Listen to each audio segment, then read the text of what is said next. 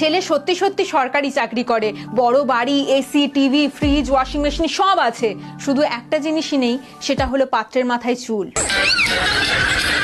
দিদি তুমিই বলো, চুল নিয়ে আমি কি করব? চুল ছিঁড়বো নাকি চুলটা কেজি দরে বিক্রি করে থালা বাটি কিনবো? পাত্রের মাথায় টাক, পাত্রের বয়স বেশি, তাতে কি যায় আসে?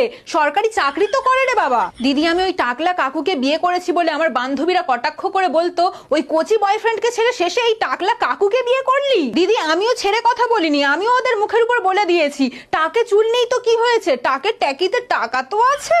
তারপর দিদি নিজের বয়ফ্রেন্ডকে ছেড়ে টাকলা কাকুকে বিয়ে করার ঠিক এক সপ্তাহ পর জানতে পারছি আমার বরকে চাকরি থেকে ছাঁটাই করে দেওয়া হয়েছে। তাও কিসের জন্য? নাকি ঘুষ দিয়ে চাকরিটা পেয়েছিল।